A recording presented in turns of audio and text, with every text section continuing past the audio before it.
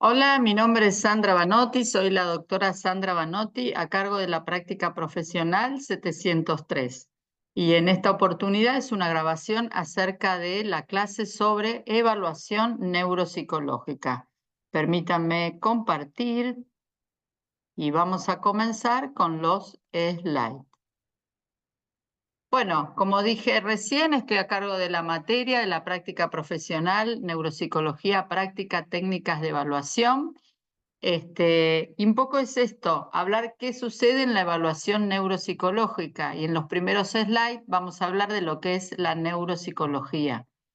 Es interesante que nosotros, digamos, las personas, tanto niños como adultos, ante una dificultad que se produce en el sistema nervioso central, tanto por cuestiones neurológicas y o psiquiátricas, lo que puede suceder es una conducta anómala. Entonces nosotros tenemos que ir a pesquisar, a detectar esas dificultades que se producen. Entonces fíjense que la neuropsicología trabaja sobre, por ejemplo, las actividades laborales, sobre las actividades sociales, sobre ir, por ejemplo, a sacar el dinero. Más allá que nosotros trabajamos con test o escalas para evaluar las funciones cognitivas, como es la atención, la memoria, el lenguaje, las funciones ejecutivas, las capacidades visoconstructivas, nosotros siempre tenemos que pensar en la persona en su calidad de vida. Esto es un poco para ir pensando, ¿no?, en las diferentes patologías.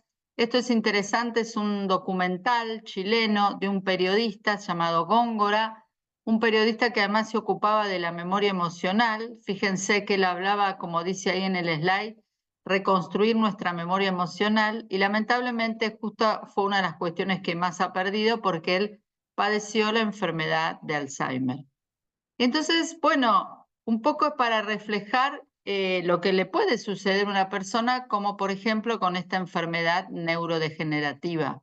En este slide, que son parte de capturas de la película, ya comienza a ver, por ejemplo, cuestiones gramaticales. Ella le va leyendo y en un momento también le pregunta, ¿te gusta estar solo? Él le dice que no. Su mujer le pregunta, ¿te gusta estar con alguien? Y él dice, sí. ¿Con quién? Con ella. Fíjense, no le puedo decir con vos. Pero bueno, había una buena conexión entre ellos y una marcha conservada, que esto me gustaría también recalcar de lo que también le sucede a las personas, que no es solamente las cuestiones de memoria o del lenguaje. Pasando la película, en este caso, por ejemplo, él trata en una escena en un restaurante chino, hablar de él, hablan entre ellos, se nota que tiene recuerdos lábiles entre los dos, pero le puede llegar a decir la frase, me regalaste cosas maravillosas o algo similar, y con un gesto de tocarse el corazón como diciendo que la quiere. Pero también hay escenas donde, por ejemplo, esta misma persona, reflejada su imagen en un vidrio, piensa que es otra persona. Esto lo que implica es que nosotros, cuando hacemos las evaluaciones cognitivas, trabajamos en diferentes etapas de, por ejemplo, estas enfermedades neurodegenerativas. Esto es uno de, digamos, otra escena donde fíjense que prácticamente ellos no van hablando y hay algo que, fíjense, antes iban cómodamente caminando, y en este momento lo que se está produciendo es una apraxia de la marcha porque él tiene grandes dificultades para caminar. Entonces, ¿qué hacemos frente a todo esto, no? Nosotros, los neuropsicólogos, los que nos dedicamos a la realización tanto de evaluación como rehabilitación neuropsicológica, pero en esta materia, en esta práctica profesional, nos dedicamos al área de la evaluación neuropsicológica. Me gusta mucho esta frase del neuropsicología, donde implica, es de Ellis y Jan, donde fíjense que dice, la neuropsicología se ocupa del estudio de los procesos mentales que posibilitan y subsisten nuestra habilidad diaria. Y esto a mí me gusta detenerme, diaria. Nosotros, como yo siempre digo en todas las clases, no es que trabajamos con gerentes, evaluando gerentes, docentes o gente que está haciendo trabajo, no, sino todas las cuestiones de, por ejemplo, una persona, cómo se organiza para lavar la ropa en su casa, no sé, cómo tener la alimentación, el café, el té, los fideos que tienen que estar en su casa. Es decir, lo importante en la neuropsicología y nuestro trabajo, nuestro quehacer clínico, es trabajar sobre todas estas cuestiones diarias.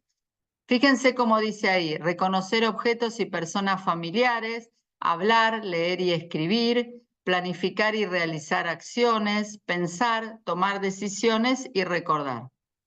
Y cuando uno plantea en qué marco, en qué área uno puede encontrar a la neuropsicología, es en las disciplinas, podríamos decir, conductuales. Como dice el slide abajo, las que intentan relacionar el sistema nervioso con determinados aspectos de la conducta y los procesos cognitivos. En conductuales existe la psicobiología, la psicología fisiológica, la psicofarmacología, la psicofisiología, la neuropsicología y las neurociencias cognitivas. Y esto es un informe neuropsicológico que ustedes al finalizar esta materia tienen que hacerlo, pero muy, muy bien, donde uno trata de reflejar a través de estos test, esos nombres que están en el lado izquierdo de esa tabla, las cuestiones justamente de lo que nos sucede, de esa conducta. Fíjense ahí este cantante que se olvida la letra, esos test lo que intentan es evaluar la memoria, o por ejemplo donde ahí dice fluencia semántica, evaluar la fluidez verbal, o esas personas en una carrera lo que marca es por ejemplo el test dígito símbolo, que lo que intenta pesquisar es la velocidad del procesamiento de la información. Y también nosotros no solamente tomamos test, sino también tomamos escalas y por ejemplo o cuestionarios, y no es cuestionario, lo que intenta es pesquisar, es decir, el paciente y un informante tienen que reflejar cómo percibe las cuestiones cognitivas. Además de la neuropsicología, está la neuropsicología cognitiva, que lo que intentó este marco cognitivo es, podríamos decir, complementar a la neuropsicología, especialmente en todo nuestro quehacer laboral. Y fíjense que la neuropsicología cognitiva dice, trata de comprender los distintos tipos de procesamiento a que se somete la información en el cerebro, así como las distintas modalidades y grados de relación que cada uno de ellos tiene con las diferentes estructuras y funciones cerebrales subyacentes. Acá lo importante que la neuropsicología cognitiva lo que introdujo es la relación entre los distintos tipos de procesamiento y las estructuras o funciones cerebrales subyacentes. Como dice a la izquierda, se entiende el funcionamiento del sistema cuando el sistema falla. Se observa cómo se descomponen los elementos de las capacidades mentales tras un daño cerebral. Pero acá está interesante al decir, dice, es la relación entre la conducta y los sistemas de procesamiento, no entre la anatomía cerebral y la conducta. Es decir, no es, yo digo, tiene un tumor en tal zona cerebral y lo que produce como conducta, es cómo la relación está en ese sistema de procesamiento. Uno de los primeros libros, y especialmente que hemos podido leer en la Argentina, es el de Ellis y Young, de 1988. Y esto, por ejemplo, es un ejemplo de todo el procesamiento que se da en los modelos cognitivos de escritura. Ustedes en la facultad de grado y también de posgrado van a ir poder observando. Fíjense que cada una de estas cajas, podríamos decir, marca cómo se da el proceso de la lectura, de la escritura. Ustedes lo fueron leyendo en la facultad, digamos, quienes hicieron aportes a la neuropsicología. Desde una anatomía, de una descripción anatomoclínica, Broca, Wernicke, de Gerin, Charcot, desde una tendencia fisiológica y fisiopatológica, Freud, Pick, Cahen, Luria, fueron grandes personas, diríamos, investigadores, desarrolladores que le dieron alcance a la neuropsicología. Y la neuropsicología, fíjense que está conformada por lo que es la psicología, la neurología y la neurofisiología. Y fíjense cuando Benton dice, también un reconocido investigador, en el año 66 dice, es la relación entre la función cerebral y la conducta humana. Eso es lo que viene a ser la neuropsicología cognitiva. Algo que es importante cuando uno piensa en la neuropsicología, se dice la Organización Mundial de la Salud, es a partir que la persona tiene un daño, una injuria cerebral, hay diferentes niveles. El nivel de abajo es el del deterioro, el de la estructura mental. Por ejemplo, la persona tiene un problema de memoria como puede tener otros. Esto es a modo de ejemplo. En la discapacidad es la funcionalidad de la persona, como por ejemplo es olvidos de citas, olvidos de eventos a futuro, o de realizar una acción. Y el impedimento o hándicap es lo que sucede en la vida diaria, laboral, la recreación, la cultura de las personas. Fíjense que, como dice el slide, nosotros trabajamos en particular, por eso uno plantea que es un laboratorio, sobre el deterioro, sobre la estructura mental. Fíjense que abajo dice, con la línea azul, en los recuadros azules, los test objetivos, como por ejemplo con listas de palabras, con listas de dígitos, con textos. Entonces puede ser el Wechsler Memory Scale, el Signorel, el California, es decir, diferentes test que nos van a medir. Cuando uno intenta medir la funcionalidad, lo que son pruebas cuasi ecológicas, como por ejemplo los de memoria prospectiva o el River-Mate. Y cuando uno habla del impedimento son las pruebas ecológicas. Pero en particular nosotros trabajamos especialmente con test objetivos que van a medir esta primera estructura. ¿Cuáles son los objetivos? Comprender las funciones cognitivas a través de un análisis de las distintas formas en que éstas pueden alterarse en el caso de una lesión cerebral. Esto es un poco lo que venía hablando anteriormente. Y también desarrollar teorías o modelos sobre funcionamiento cognitivo normal e intacto que pueden explicar y predecir patrones de alteración. Muchas patologías abordamos desde el punto de vista neurológico y desde el punto de vista psiquiátrico. Fíjense, un accidente cerebrovascular, personas con traumatismo encefalocraniano, diferentes tipos de enfermedades degenerativas, dificultades por el HIV, Parkinson, enfermedad de esclerosis múltiple, pero también enfermedades como esquizofrenia, depresión, trastornos de ansiedad, etc. En las diferentes clases que tienen en esta práctica, se van a ir trabajando estas patologías. ¿Cuáles son los objetivos? Miren, permite la integración cuantitativa de cambios producidos por el compromiso del daño. Es decir, hay que cuantificar los cambios que se producen, tanto negativos por lo que produce la lesión o tal vez por procedimientos como pueden ser farmacológicos o no farmacológicos, como sería la rehabilitación cognitiva, también medir ese cambio que puede ser positivo.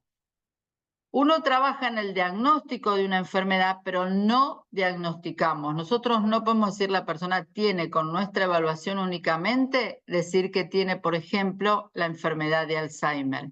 Es decir, nosotros participamos del complejo, si podemos decir, de un equipo donde se plantea donde se puede decir el diagnóstico de una enfermedad.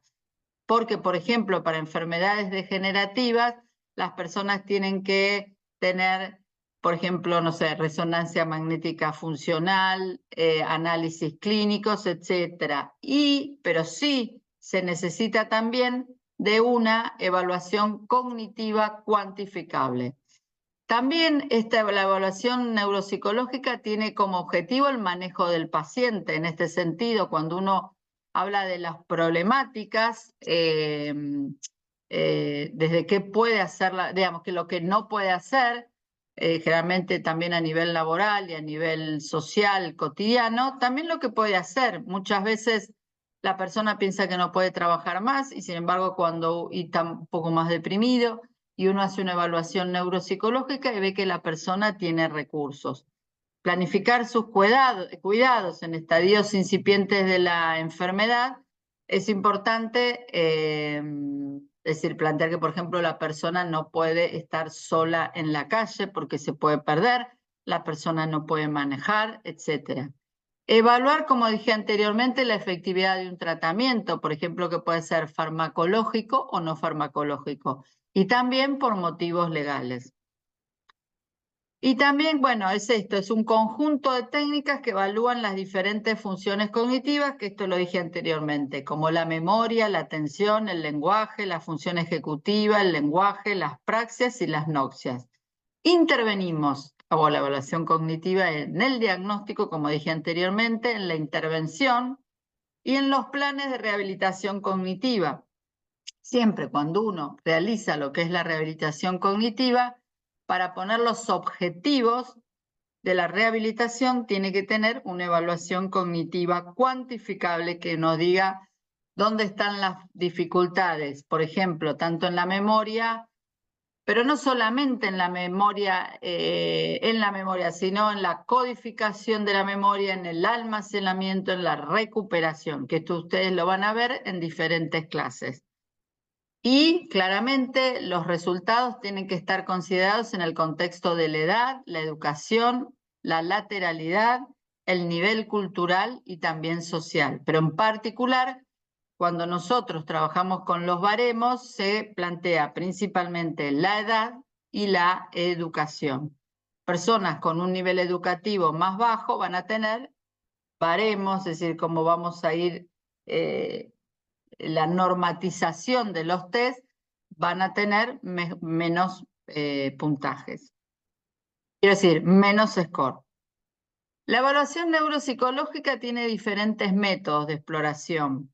Digamos, trata de poner en evidencia y registrar adecuadamente esas alteraciones cognitivas. Cómo uno interviene, por ejemplo, en la asistencia primaria con test de detección. Se ha utilizado muchísimo el Mini-Mental, digamos, pero también, por ejemplo, el test de MoCA. Esto lo puede evaluar no solamente un neuropsicólogo, sino también, por ejemplo, un médico en su consulta neurológica. Eso hablamos de la asistencia primaria. También en consultorios especializados, que es un poco lo que nosotros también trabajamos, y o en laboratorios de neuropsicología, donde se hace la evaluación de las diferentes funciones cognitivas. En una entrevista neurológica semiestructurada, y me falta la S, el interrogatorio es al paciente, al familiar, que puede ser juntos o separados, porque claramente muchas veces las personas no reconocen sus dificultades, el paciente, entonces es importante el recurso, que nos diga el familiar. Bueno, también antecedentes familiares, personales, la medicación concomitante, porque muchas veces la medicación puede afectar las cuestiones cognitivas. Bueno, se hace una evaluación neurológica, una evaluación de estudios complementarios, como lo había dicho anteriormente, como laboratorio, análisis de sangre, de orina y neuroimágenes, que pueden ser estructurales o complementarios. La aplicación de escalas de screening, muchas veces un neurólogo, un gerontólogo, un psiquiatra, todos más dedicados a la cognición, pueden trabajar, por ejemplo, con test como el Mini-Mental, como el MoCA, como el test de reloj, y también todos esos, como por ejemplo en el PI, como dice ahí, son todas escalas que tratan de medir conductas psiquiátricas y o actividades de la vida diaria. Y con eso, en esa primera entrevista neurológica, el neurólogo o la neuróloga tiene una impresión diagnóstica inicial. A partir de ahí, es decir, los grandes derivadores para hacer una evaluación neuropsicológica son los neurólogos, pero como dije anteriormente, también los psiquiatras, los gerontólogos, los médicos clínicos, puede haber cardiólogos, ¿sí? Estoy siempre hablando de personas adultas. Bueno, lo que uno intenta evaluar es, como dijimos anteriormente, es la memoria, el lenguaje, las praxias, las noxias, las funciones ejecutivas, la atención, bueno, también la emoción. Digamos, cuando uno hace una evaluación cognitiva, si no está en un equipo donde también hay psicólogos, trabaja sobre escalas como, por ejemplo, para evaluar la depresión, el inventario de depresión de Beck, o para personas más adultas, la escala de Yesavage. Y también, bueno, la velocidad del procesamiento de la información. Bueno, esta curva de Gauss, que para los que hacemos neuropsicología la llevamos toda la vida, como ustedes saben, también hay videos acerca de esto. Sobre esta curva uno va a poder relacionar las cuestiones cuantitativas, es decir, a través del resultado bruto que nos da el test con las medias y los desvíos, vamos a poder, a través de diferentes medidas como el puntaje T, el puntaje escalar, el puntaje Z o el percentilo, vamos a poder ubicar a la persona en relación a la media poblacional. Bueno, esto es una evaluación neuropsicológica, ustedes van a ver muchas, esperemos, y que es lo que uno tiene que tratar de reflejar. Como ven, cuando dice test, ahí se van los diferentes los diferentes nombres, designaciones de los test. Por ejemplo, en esta evaluación neuropsicológica uno habla del puntaje bruto, que eso es muy importante porque es realmente lo que le da al sujeto. Después está el puntaje normatizado, que eso va a surgir a partir de la media y el desvío estándar, que esto se logra a través de los baremos. Y del otro lado, digamos, fíjense dónde está el óvalo, lo que uno trata de ver es reflejar la curva de Gauss. Es cuán alejado de la media, tanto en forma negativa como positiva, los diferentes resultados de los test. En general, en Argentina, en muchos de los centros, se considera un desvío y medio por debajo de la media esperada como deficitario. Ese óvalo lo que marca que esta persona va a tener alteraciones en la memoria, en la atención, en el lenguaje, en las funciones ejecutivas, y por ahí estaban en las praxias. Es una forma muy visual de verlo, tanto para los médicos, pero también para los pacientes.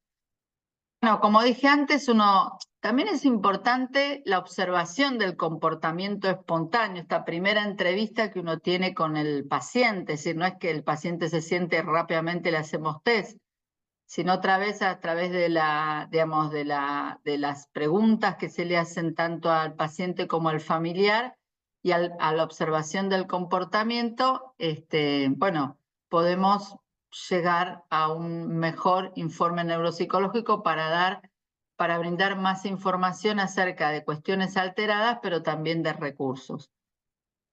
Bueno, vamos a trabajar que lo que es más importante es que estas pruebas estén estandarizadas. Hay miles de pruebas y ustedes pueden tener diferentes manuales, pero sepan que las pruebas tienen que tener estas propiedades en las escalas de evaluación, que son la sensibilidad, la validez y la confiabilidad. La sensibilidad, como dije dije anteriormente, es la capacidad de detectar los cambios que se producen en las diferentes funciones cognitivas. Se usan datos normativos y procedimientos estandarizados que favorecen a esta sensibilidad. Y uno puede tener lo que es la sensibilidad y la especificidad. Entonces, la sensibilidad es la proporción de personas que poseen alguna alteración o difusión y que son diagnosticadas por el test. Idealmente sensible es aquel que puede detectar a todas las personas con una determinada patología. Entonces, es decir, la persona, por ejemplo, tiene una alteración en la memoria y este test tiene un alto grado de sensibilidad, lo que me permite es decir, sí, le tomé este test, le da mal, significa que tiene alteraciones en la memoria.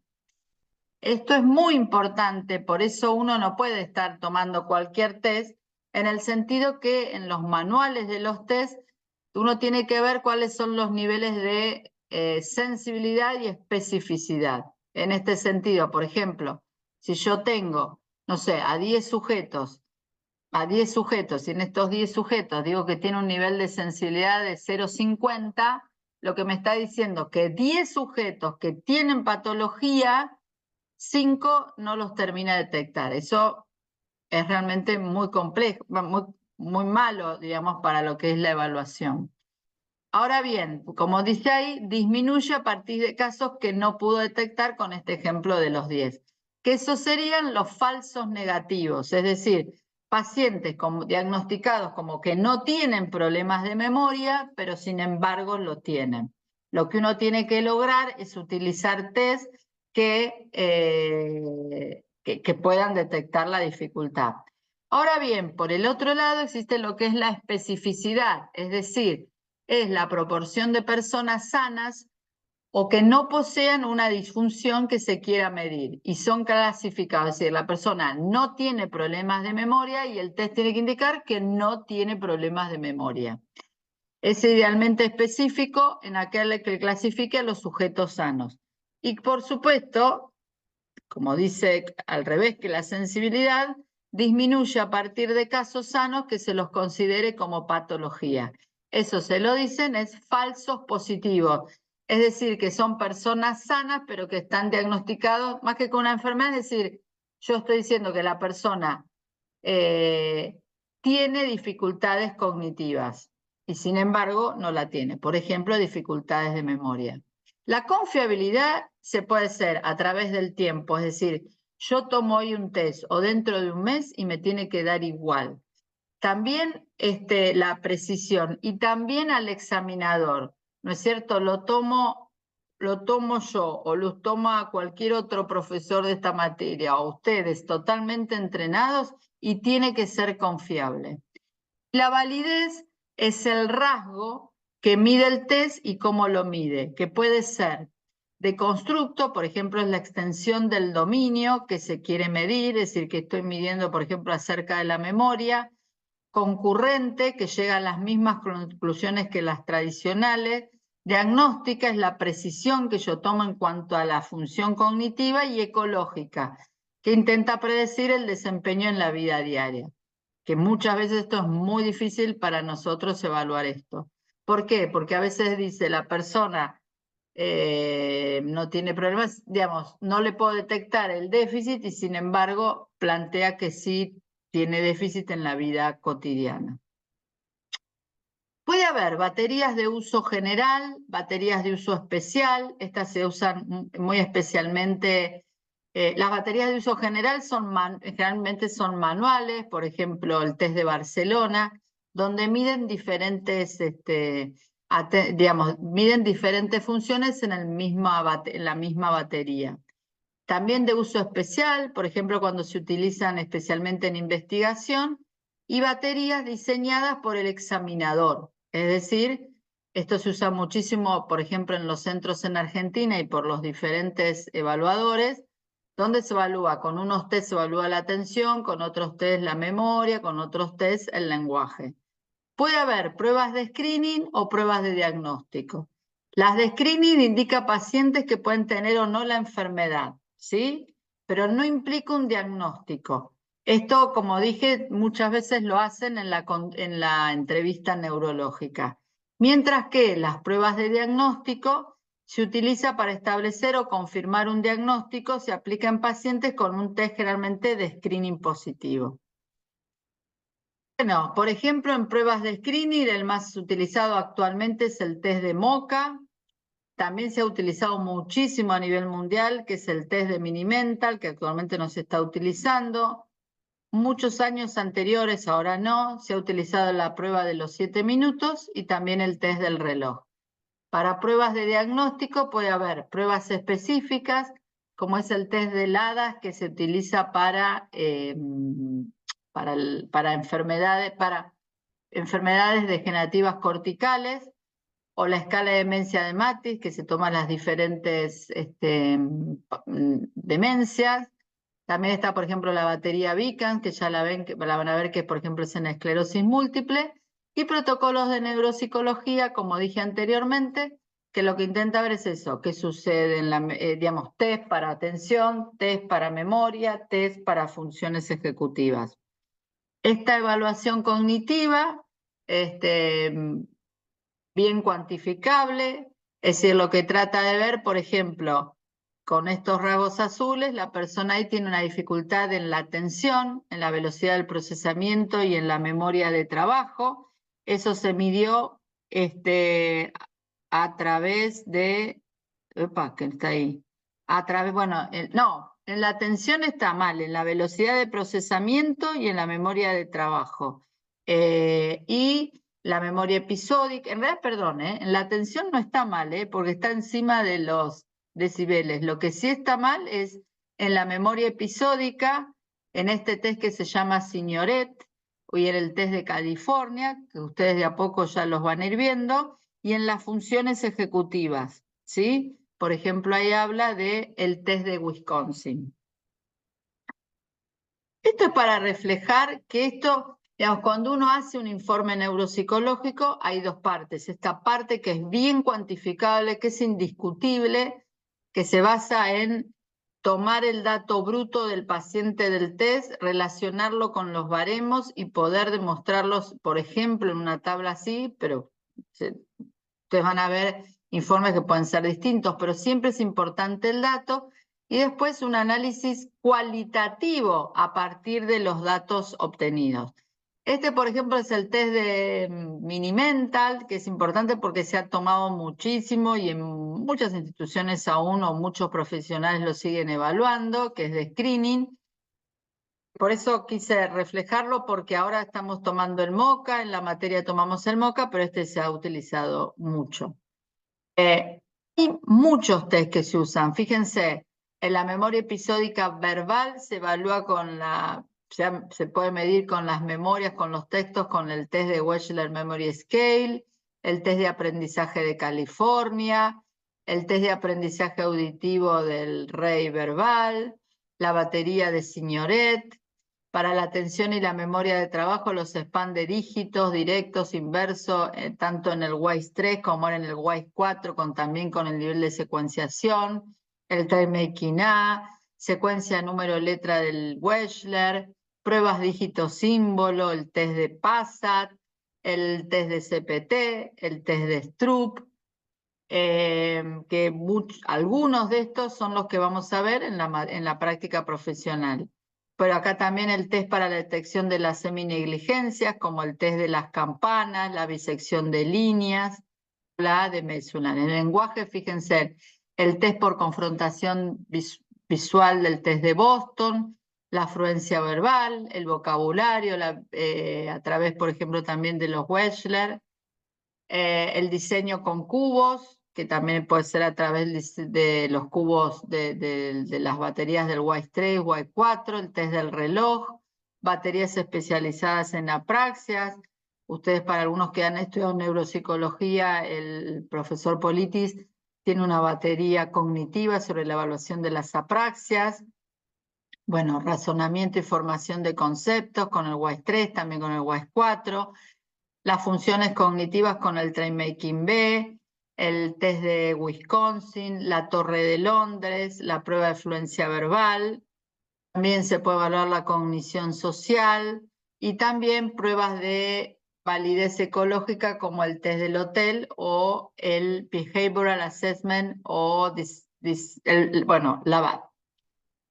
Bueno, esto es mucha información para esta primer clase, quedamos en la práctica, pero uno cuando tiene los perfiles de las diferentes patologías, especialmente las neurodegenerativas, uno tiene un perfil subcortical y un perfil cortical.